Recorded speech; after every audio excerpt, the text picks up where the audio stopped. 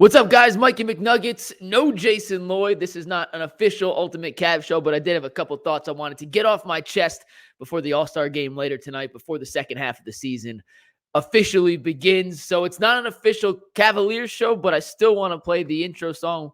Why? Because I can.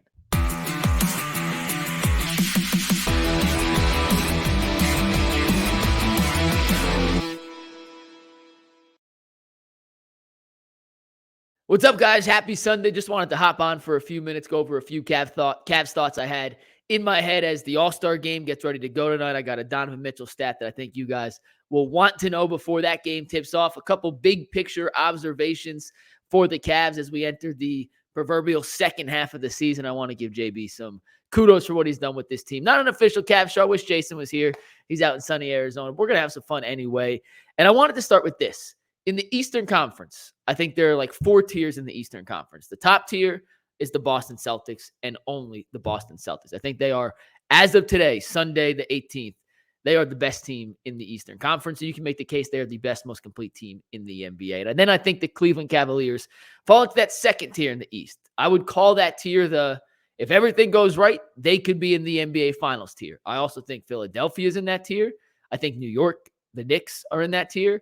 And I think the Milwaukee Bucks are also in that tier. But I want to go over a couple of things, in my opinion, that separate where Cleveland is versus those other teams and why, if you had to bet today, I think the bet would be on Cleveland to be the second best option to represent the Eastern Conference in the NBA Finals as opposed to those other three teams, which everything can change down the stretch.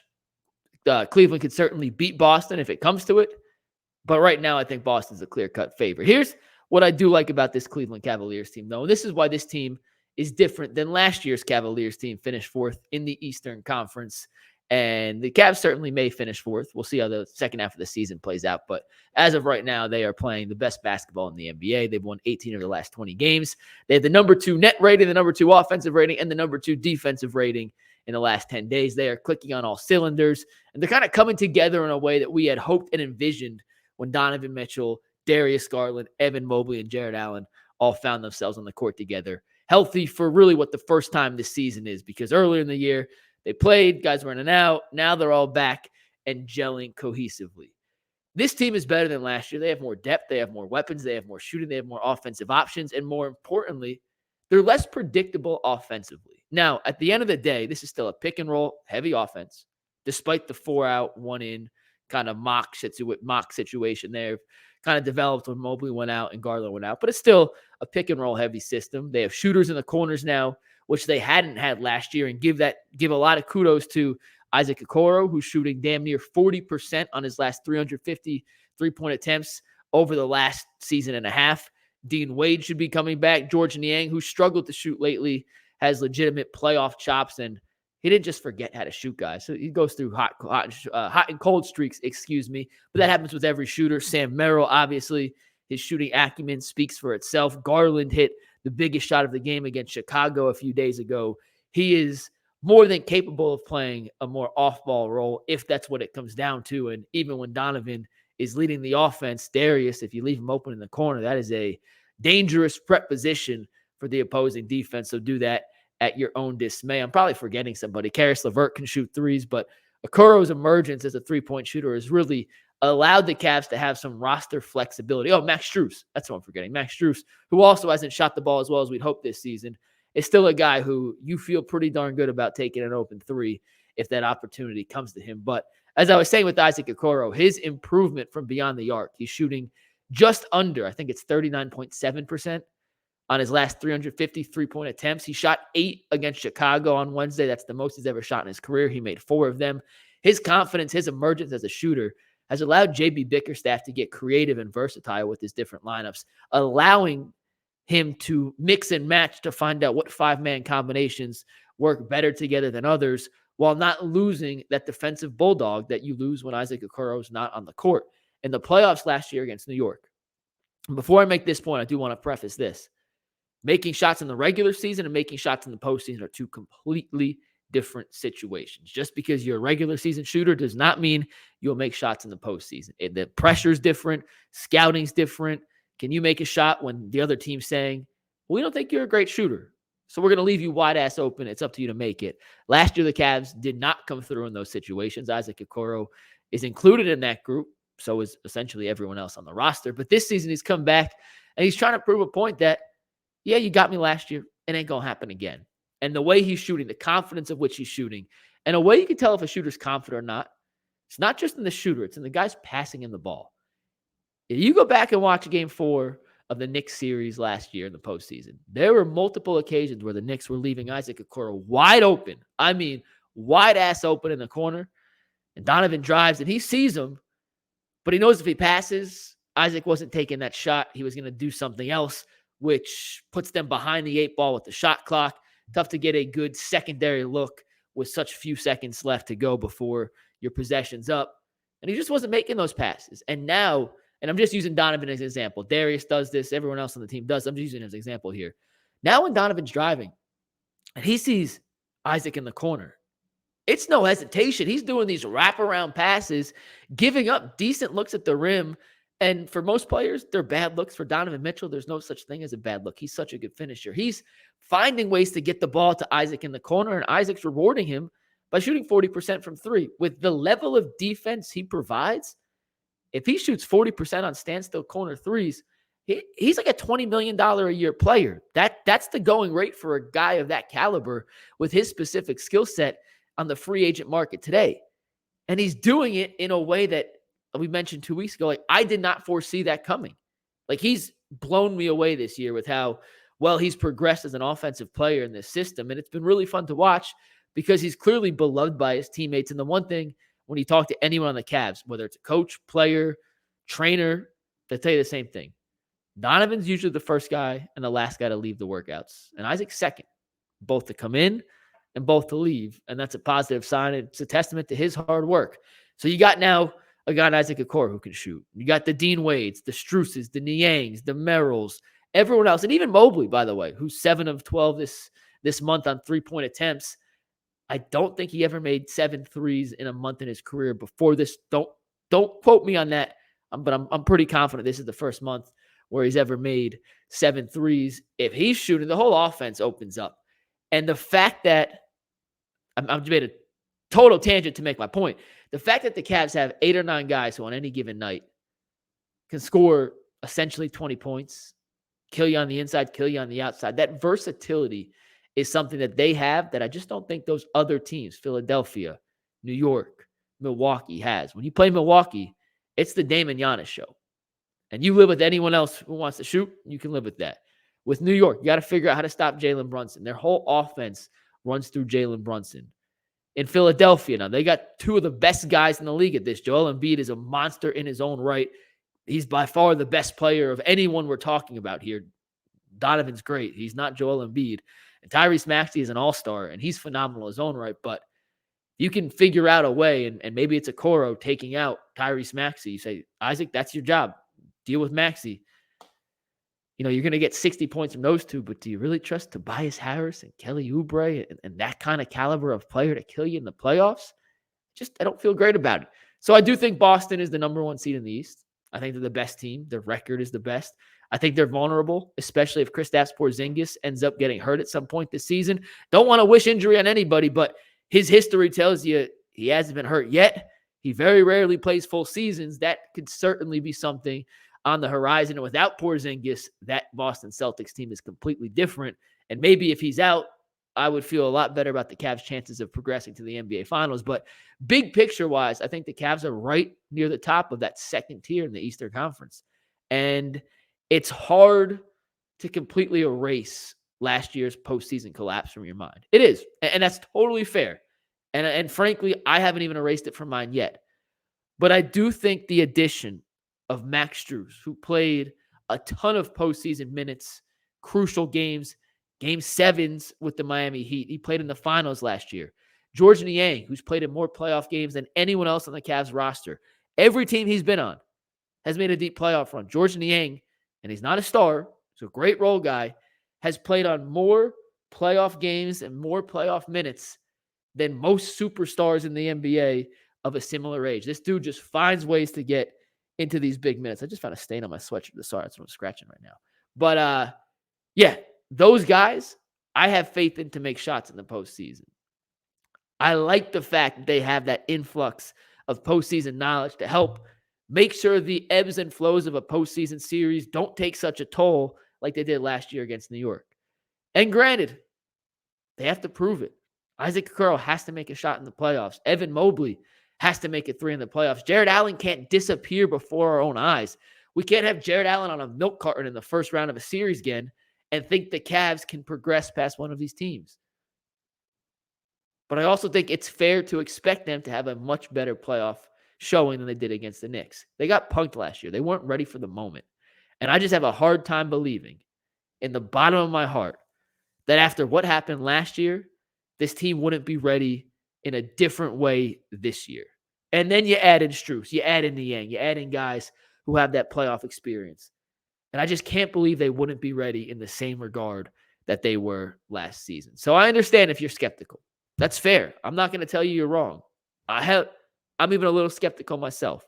But I think the makeup and the playoff experience they brought in this offseason, on top of the embarrassment and the fact that they acknowledged how embarrassing it was last season, will have them approach this offseason and this playoff season. Sorry, not the offseason. This playoff series and playoff run with a whole different attitude. I want to talk for a second about some buyout guys on the market. And I saw Chris Fedor of Cleveland.com, who does a really good job covering the Cavaliers on a nightly basis, tweeted out that a lot of the buyout guys the Cavs may potentially be looking at aren't as interested in Cleveland as Cleveland would be in them because of the fact that they don't have a guaranteed rotation spot for said buyout player. And the guys on the buyout market, obviously, are coming from bad teams. They want a chance to play and contribute to a championship team.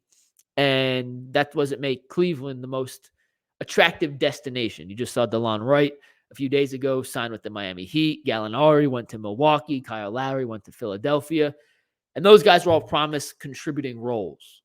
The Cavs say, we like our depth. We can't guarantee you a contributing role. And I don't like that.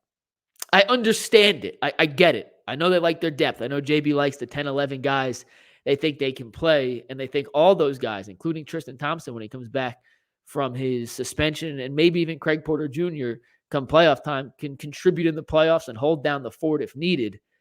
But guys, injuries happen. And I'm not saying or predicting the Cavs will get hurt or whatever, but I like to have that insurance. And the Cavs do have what should be, I know the Craig Porter Jr. thing kind of cut into the contract, cut into how much flexibility they had financially, but I just think adding depth at this point, a veteran guy who will be extremely cheap at this point in the season because the buyout market obviously is a prorated rate. I'm not sure who the perfect fit is. We'll talk about it on Tuesday in a little more in depth with the list of buyout candidates still on the board, but I just would have liked to see them be a little more aggressive. You can never be too sure about depth. And there's a chance, just like there is with every team, this is not Cavs specific, but there's a chance someone gets hurt. And then who do you lean to? Who do you go to?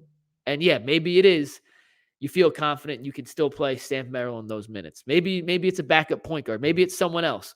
But I just think a buyout guy, for as cheap as he would be with some more potential playoff experience, could be something that would help this Cavaliers team down the stretch just in case of emergency. And I understand the in case of emergency thing. When you're looking at that as that's why we need a guy, you probably don't need him. Totally valid. But I just know the ebbs and flows of a season. There's still 35 games left about. And guys get hurt. They get nicked up. They get banged up. And if you bring in a buyout guy now, he could take minutes away from whatever position group he's working in with to save their legs for the postseason. So I don't expect the Cavs to sign anyone in the buyout market. I understand the thinking behind their reasoning to not wanting to bring someone in. But I think at the end of the day, I would like to bring in some sort of veteran presence, mainly a backup point guard, a traditional backup point guard. Kyle Lowry was a guy I liked. He was too much money. He went to Philadelphia, but a player of that kind of veteran savvy mold, I thought could have done some good for this Cavs team down the stretch. But got to give Kobe Altman credit. He's done a hell of a job building this roster. JB Bickerstaff's done a hell of a job coaching this roster, so they've earned the benefit of the doubt. I just would have liked to see them add a little depth. And then they still may. Fedor said that just he doesn't expect it. I agree. with what Fedor said, knowing what I know how the Cavs operate, that's why I think it makes sense that they won't. But if it was up to me, I think I'd go after someone on the buyout market, especially a veteran backup or a backup big in case Tristan Thompson comes back from the suspension, isn't the same Tristan Thompson we saw earlier in this season. I do not want to see Damian James in the playoffs. Excuse me. I do not want to see that. His minutes, you got to find a better option than him if that's your backup big. So we're hoping Tristan comes back in one piece, but we'll see what he looks like after this suspension. Donovan Mitchell plays in the NBA All-Star game tonight.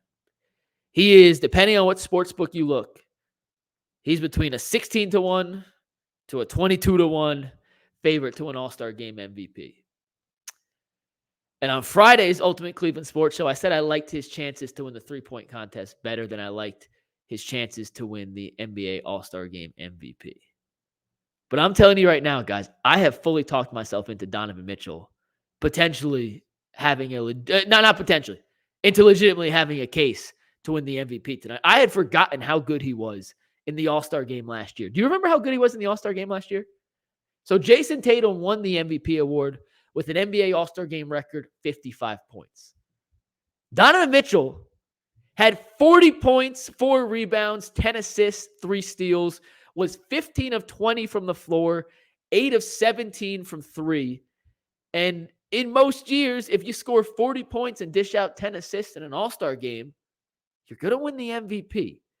And we talked about this on the Ultimate Cavs show earlier this week. Donovan Mitchell plays hard every single time he steps out on the court. There are guys like Jokic, who is the 2-time MVP, the best player in the NBA right now. I don't even think it's a debate, who does not give a single rat's ass about the NBA All-Star game. He'll show up, make a couple passes, he'll play 10 minutes. He wants to sit, he wants to rest. That is not Donovan Mitchell's makeup. That is not in his DNA. And that's no knock on Jokic, but it is, in my opinion, a testament to Donovan Mitchell. And I think Donovan scored 40 points last year. He was shooting and gunning for the MVP award and got outgunned by Jason Tatum. This time around, I think Donovan Mitchell is going to continue to make a point that, I am one of, if not the best 2 guards in basketball. And this is what I think he's thinking. I'm him. I'm on that same level as SGA and Luka and Steph and the guards who are continually talked about as that tier above me in the NBA. There's no better stage to prove I'm that guy than an All-Star game with those guys on the court as well. Donovan's a streaky shooter. When he gets hot, he gets red hot. And he makes a couple threes early tonight, he could end up with 8, 9, 10 threes. Like, would it shock you if Donovan makes 10 threes in an All-Star game tonight? Hell, he's going to play 25, 30 minutes. He's done it in every All-Star game of his career. In his 3 All-Star games, in his first one, in 2020, he only played 14 minutes. In the last 2 All-Star games he was in, 2021 and 2023, 29.5 minutes, 30.5 minutes. He scored 15 points in 28.5 minutes in 2021. He scored 40 points in 30 minutes last year. Donovan Mitchell is going to go off. I have a feeling it's in the bottom of my gut. He's going to score 45 points tonight. Donovan's going to score 45 points tonight. I don't have any reason to think he'll do better than he did last year, other than the fact that he feels like the Cavs have not gotten the national attention they deserve this season. He feels like he is being undervalued as an MVP candidate. He feels like he is not being talked about in the same class as the other tier 1 guards in the NBA. And in his mind, he's just as good, if not better than all of them. And there's no better place to showcase that than an All-Star game with the entire country watching. You can't ignore Donovan Mitchell if he scores 45 points and wins the MVP of the All-Star game that following day on Monday. And in all the conversations leading up to when the Cavs tip off the second half of their season on Wednesday or Thursday, I believe. Whatever it is. You can't ignore Donovan Mitchell in those conversations. You can't ignore the Cavs who have won 18 of 20 games. So this is a chance for Donovan Mitchell to not only put on for himself, but put on for his teammates and put on for the city of Cleveland and that Cavaliers team. And I fully expect Donovan Mitchell to come out guns blazing tonight in one of the most epic All-Star performances you've ever seen. And I'll be surprised if Donovan plays poorly. I have a gut feeling that Donovan's going to be clamoring coach to put him back in the game. He's one of the guys who wants to play 25, 30, 35 minutes in this contest. And I think Donovan ends up with 45 points, 8 assists, 3 steals, and makes 11 threes. You heard it here first. Donovan Mitchell, your 2023, 2024 NBA All-Star Game MVP. Last big picture thought on the Cavs before we wrap up here. But I mentioned this earlier. Kudos to Kobe Altman for putting together this roster. Kudos to JB Bickerstaff. And the one thing, and I wish I could pull up the shot chart here. I'll tweet it out right after this goes live. But the one thing about JB Bickerstaff that we kind of complained about last year was they just ran a predictable, boring offense. And their shot selection, their shot profile was that of a 1990s basketball team. And if you look at the updated charts, the Cavs are taking the majority of their shots. And I'm gonna pull this up real quick just so I'm looking at it as I talk to it. But the Cavs this season are taking a ton of threes from the wings. They're taking almost no mid-range jump shots. Their best shot attempts are coming from the paint, from the rim, and from the corners, or from the wings, excuse me. And that is what a modern NBA offense is supposed to look like. The Cavs are efficient from the wings. They're an efficient three-point shooting team from the wings. And that is a testament to JB allowing these guys to fully execute what their skill sets dictate and allow them to do. And I had my doubts, and I've been proven wrong, just like I was with Isaac Okoro. JB Bickerstaff has proven me wrong. I didn't think he was incapable of it. I just thought his DNA as a coach was old school, defense, tough. We're going to play slow. We're going to out-physical the opponent. But no, he kind of got his hand forced by the injuries and the available players on this roster, and he's let him flourish. And you asked JB, and we talked to him after the Philadelphia game. Like, do you enjoy watching, 40, 42, 43 threes a game? And he kind of smirked, and he's like, well, when we win, I don't really care how we win, but yeah, it's not the old school basketball I grew up on, but I'm not going to complain with what's working. And JB, that's the perfect answer. You may not have to like it. You may even secretly hate it, but if it works, it's working, and there's no reason to go away from it. So kudos to you, JB, for adapting to modern times and proving a lot of us wrong. And I believe it was Stephen A. Smith talking about Carmelo Anthony or Trae Young, and it was like the apology has to be just as loud as the disrespect. I don't think I ever disrespected JB, but I do owe an apology. Did a hell of a job coaching this year. This team's fun to watch. This team's better than we expected. Heading into this season, the Celtics, the Bucks, and the Sixers. That was the big three in the Eastern Conference. Everyone else was playing for 4, 5, 6, and 7. And you fast forward to the 52-game mark, 53-game mark, and it's Boston, and then it's Cleveland. And nobody saw that coming before the season. So shout out to you, JB. Shout out to Donovan Mitchell for being an absolute pleasure to watch this season. I expect 45 and 11 from the Cavs superstar. And I'm going to leave you with one last stat. My favorite stat of the first 50 whatever games of the season. Without Dean Wade this season, the Cleveland Cavaliers are 4-4. Take that however you want. I love Dean Wade. I love Sam Merrill. This Cavs team fun, and Dean Wade does a lot of things that no one else on this roster can replicate. The Cavs are like 32 and 14, or 33 and 14 without him, and 4 and 4 with him, and 44 and or 4. Scratch that. They are 33 and 12 with Dean Wade, and 4 and 4 without him. I'm going to leave it at that. Appreciate y'all tuning in. Hopefully you enjoy this. Jason will be potentially on with me Tuesdays out in spring training. I may bring on a different guest for the Ultimate Cavs Show on Tuesday, but we are back tomorrow on the Ultimate Cleveland Sports Show at 11 a.m. We'll see you there. Peace.